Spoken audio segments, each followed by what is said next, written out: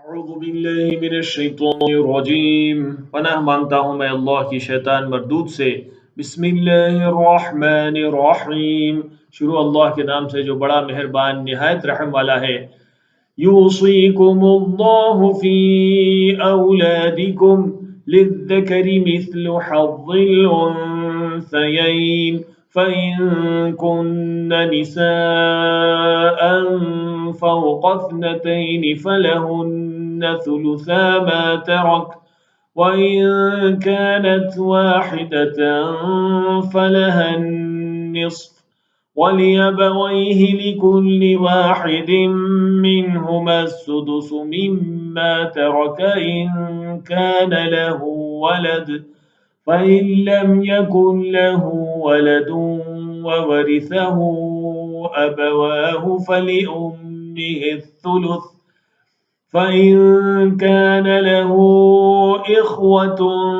فلأمه السدس من بعد وصية يوصي بها أو دين آباؤكم وأبناؤكم لا تدرون أيهم أقرب لكم نفعا فريضة من الله إن الله كان عليما حكيما۔ اللہ تمہاری اولاد کے بارے میں تم کو ارشاد فرماتا ہے کہ ایک لڑکے کا حصہ دو لڑکیوں کے حصے کے برابر ہے، اور اگر اولاد میت صرف لڑکیاں ہی ہوں یعنی دو یا دو سے زیادہ تو کل ترکے میں ان کو 2/3 ہے، اور اگر صرف ایک لڑکی ہو تو اس کا نصف حصہ ہے، اور میت کے ماں باپ کا یعنی دونوں میں سے ہر ایک کا ترکے میں 6واں حصہ ہے، بشرطے کہ میت کے اولاد ہو، اور اگر اولاد نہ ہو تو صرف ماں باپ ہی اس کے وارث ہوں تو 1/3 ماں کا حصہ ہے، اور اگر میت کے بھائی بھی ہوں تو ماں کا 6واں حصہ ہوگا۔ اور یہ تقسیم ترکے میت کی وصیت کی تعمیل کے بعد جو اس نے کی ہو یا قرض کے ادا ہونے کے بعد جو اس کے ذمے ہو عمل میں آئے گی۔ تم کو معلوم نہیں کہ تمہارے باپ دادوں اور بیٹوں پوتوں میں سے فائدے کے لحاظ سے کون تم سے زیادہ قریب ہے۔ یہ حصے اللہ کے مقرر کیے ہوئے ہیں اور اللہ سب کچھ جاننے والا ہے، حکمت والا ہے۔ وَلَكُمْ نِصْفُ مَا تَرَكَ أَزْوَاجُكُمْ إِن لَّمْ يَكُن لَّهُنَّ وَلَدٌ فَإِن كَانَ لَهُنَّ وَلَدٌ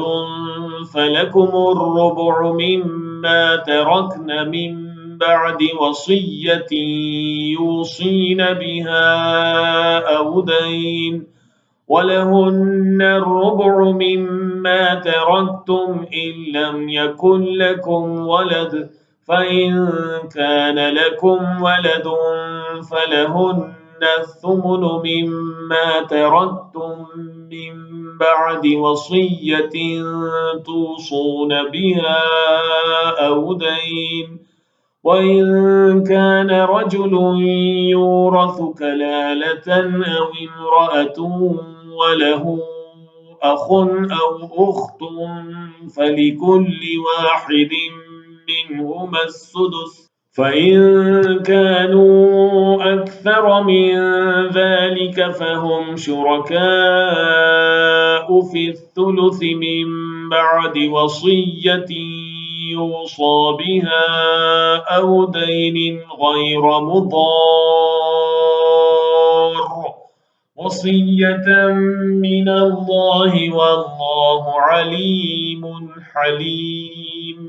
اور جو مال تمہاری بیویاں چھوڑ مریں اگر ان کے اولاد نہ ہو تو اس میں سے نصف حصہ تمہارا ہے، پھر اگر ان کے اولاد ہو تو ترکے میں تمہارا حصہ 1/4 ہے، لیکن یہ تقسیم وصیت کی تعمیل کے بعد جو انہوں نے کی ہو یا قرض کے ادا ہونے کے بعد جو ان کے ذمے ہو کی جائے گی۔ اور جو مال تم مرد چھوڑ مرو اگر تمہارے اولاد نہ ہو تو تمہاری بیویوں کا اس میں 1/4 حصہ ہے، پھر اگر تمہاری اولاد ہو تو ان کا 8واں حصہ ہے۔ یہ حصے تمہاری وصیت کی تعمیل کے بعد جو تم نے کی ہو اور ادائے قرض کے بعد تقسیم کیے جائیں گے۔ اور اگر یہ ایسے مرد یا عورت کی میراث ہو جس کے نہ باپ ہو نہ بیٹا مگر اس کے بھائی یا بہن ہو تو ان میں سے ہر ایک کا